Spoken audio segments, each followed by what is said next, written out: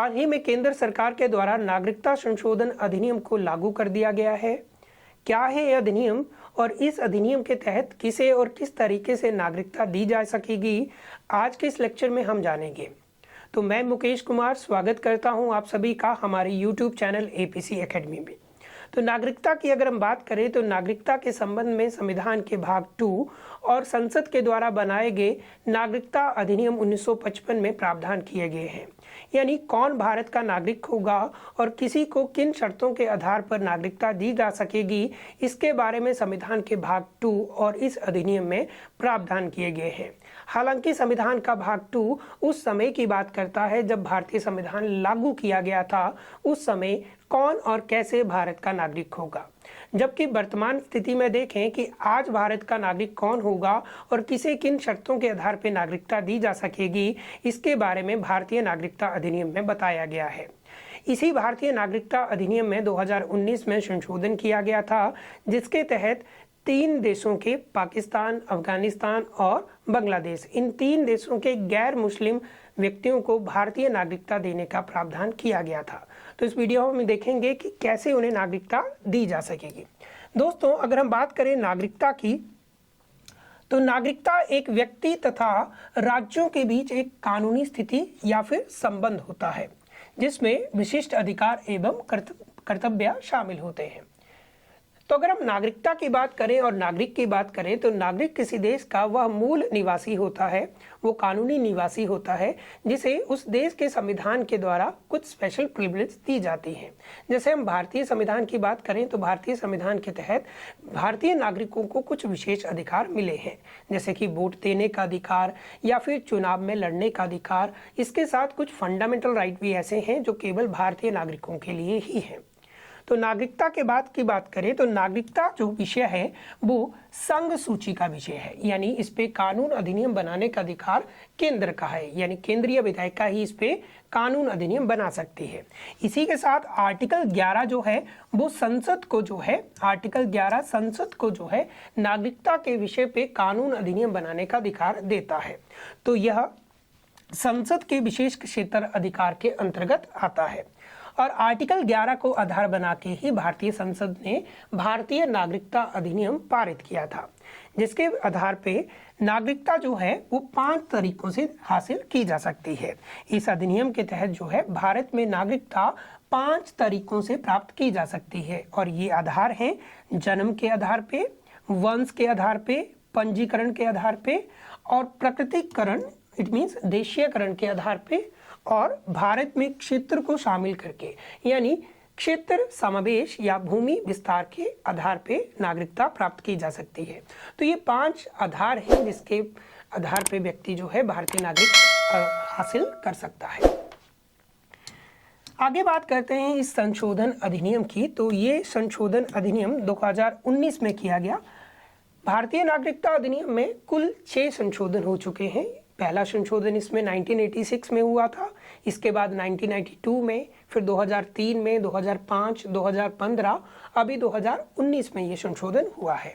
और इस संशोधन के तहत सिटीजन अमेंडमेंट एक्ट CAA 2019 के तहत पाकिस्तान, अफगानिस्तान और बांग्लादेश के 6 गैर मुस्लिम समुदायों, और ये गैर मुस्लिम समुदाय कौन से हैं? हिंदू, सिख, बौद्ध, जैन, पारसी और ईसाई।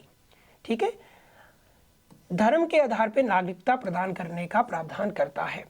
यदि कोई व्यक्ति इन 3 देशों में से है, ठीक है, इन 3 देशों में से किसी एक देश से है और इन 6 समुदाय में से किसी एक समुदाय से संबंध रखता है और वो भारत में 31 दिसंबर 2014 को या उससे पहले भारत में प्रवेश किया है, तो उसे इस कानून के तहत भारतीय नागरिकता प्रदान की जा सकती है।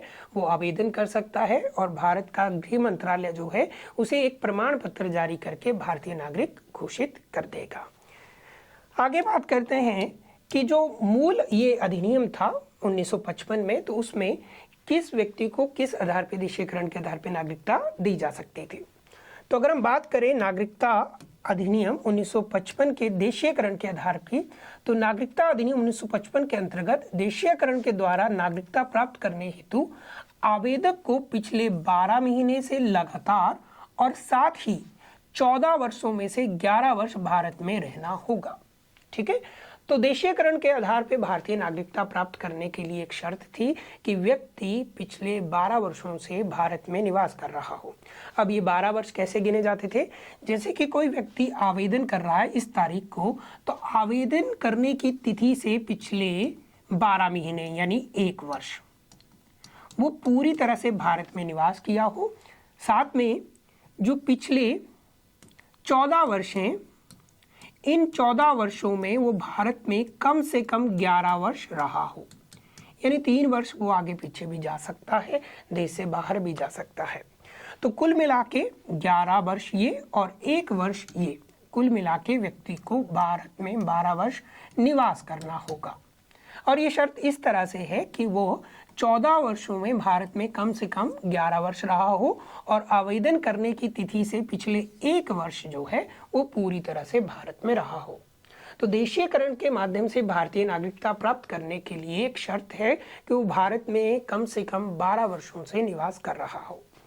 परंतु अगर हम बात करें इस संशोधन अधिनियम की, तो ये इन 3 देशों के इन 6 समुदाय के लोगों को कुछ स्पेशल प्रिविलेज दे रहा है कि वह व्यक्ति अगर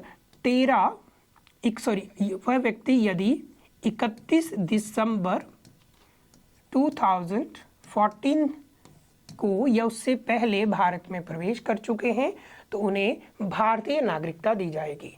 तो ये शर्त जो है अब इन व्यक्तियों के लिए 11 वर्ष के स्थान पे 5 वर्ष हो जाती है।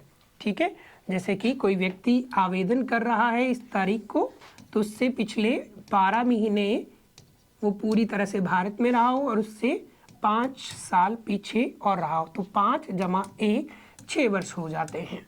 तो इनके लिए ये स्पेशल रिलैक्सेशन नहीं है कि उन्हें 12 वर्षों तक निवास करने की आवश्यकता नहीं है।